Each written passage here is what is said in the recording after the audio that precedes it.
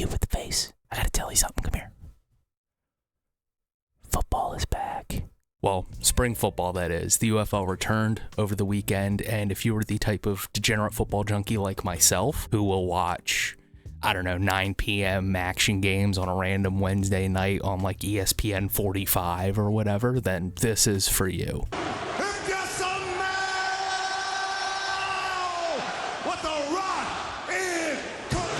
The season kicked off with a Friday game, the St. Louis Battlehawks going all the way to Houston to go take on the Roughnecks. Houston ended up getting a 4th down stop on the Battlehawks opening possession, and that is where the good times ended for them. Ravens legend Anthony Brown ended up throwing 2 interceptions and getting himself benched, and the Roughnecks just looked completely discombobulated. Their only real offensive showing, the only life their offense showed, was in garbage time in the 4th quarter. They went and they scored themselves a touchdown. They did end up getting the first successful 4th and 12 conversion for the season. So instead of an onside kick, if you're not familiar, you can go for it on 4th and 12 under 28-yard line. Got to get it to the 40. If you don't get it, the other team takes over wherever the ball ends up getting spot. So it's kind of a high risk, high potential reward situation. I think that's really cool. I think that's something the NFL should adopt. And they got the first successful one on a face mask penalty. So even then, when they did something good, it was just because the other team made a little mistake. And that drive would end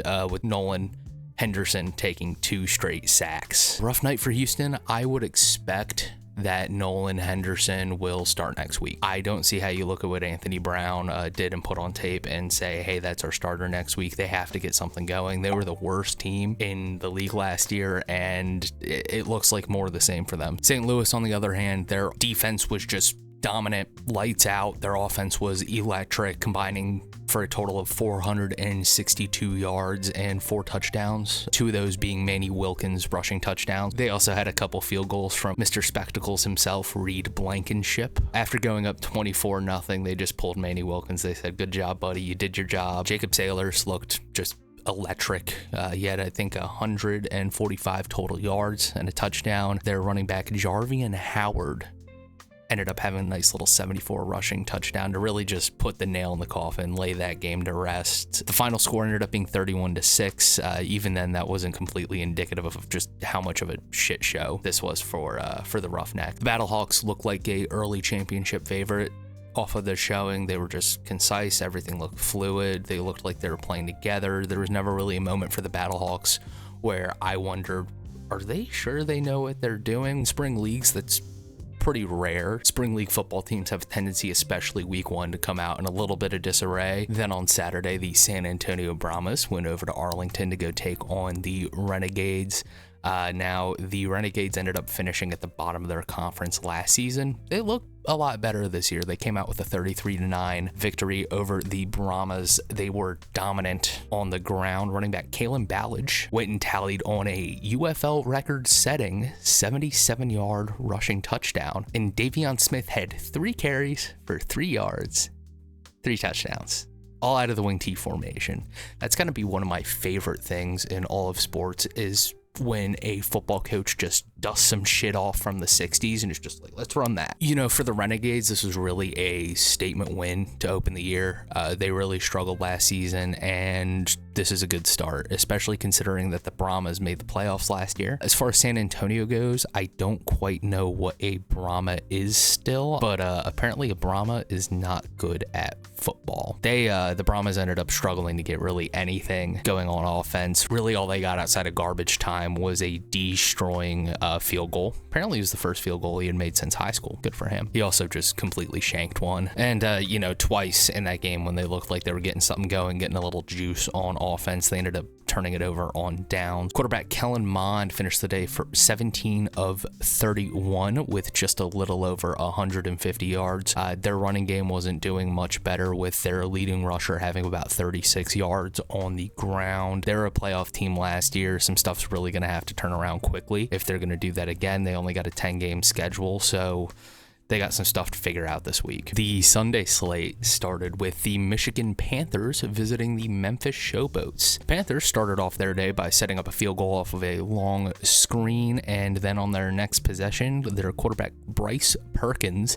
pulled some just Lamar Jackson-esque shenanigans out of his back pocket, and that would set them up to go up 10-0. Memphis looked pretty discombobulated early on.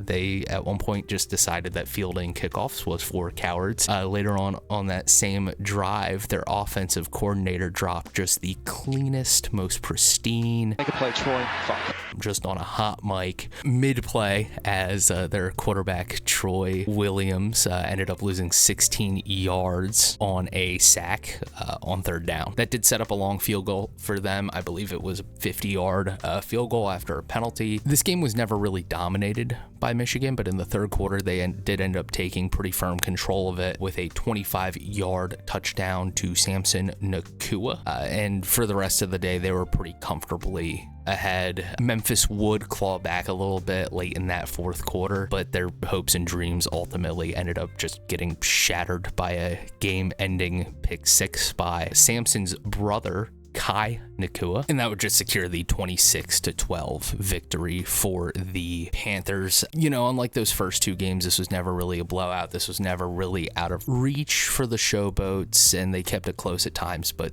there was never really a point in the game, especially after that Bryce Perkins touchdown run, where you really felt like Michigan was in any real danger of giving up control. There were a couple moments here and there where you're like, oh, the Showboats are making this a game, but that was about it. For the Panthers, I would anticipate that they do have a shot at returning to the playoffs this year. They looked pretty crisp. Couple things here and there, but you expect that on opening day. To cap off week one, the defending champions Birmingham Stallions would travel out to Audi Field to take on the DC Defenders, also marking the much anticipated return of the fabled beer snake. Both teams went back and forth early with field goals. The defenses overall in this game did pretty well. The first quarter ended with the Defenders up 6-3. I will say sometimes in this game, the announcing left a little bit to be desired. Agu got his mom's chicken prior to the game, and he's eating on that pass completion. In the second quarter, each team would get a touchdown of their own. The Defenders would go up into halftime 12-11. Just the best thing about this league is just the ridiculous scores that come out of it, because they don't have extra points. So if you haven't watched any spring football, basically what happens is instead of kicking an extra point, you can either go for one, go for two, or go for three by running an offensive play like a NFL 2-point conversion, but you basically choose, and then the distance changes relative to that. In the second half, it still was a pretty defensive game. DC managed to put up 2 field goals, but that was about it. The Defenders' defense, though, much apt to their name, just absolutely went lights out on the Stallions. They held Stallions quarterback Alex Maguda 0 completions for the entire second half. They also sacked him 6 times and picked him off once. He did end up putting 89 rushing yards on the ground, but overall he only completed 43% of his passes, and it was just not a good day. After the final whistle, the coaches went to midfield to, do the whole handshake, hey, good job, coach thing, and a really weird situation ensued. Good job, coach. Shannon Harris. You told me I was a doorman at the headquarters. No, I didn't. Yes, you did. No, I told you. Let's go. You told me I was a doorman. No, sir. No, sir.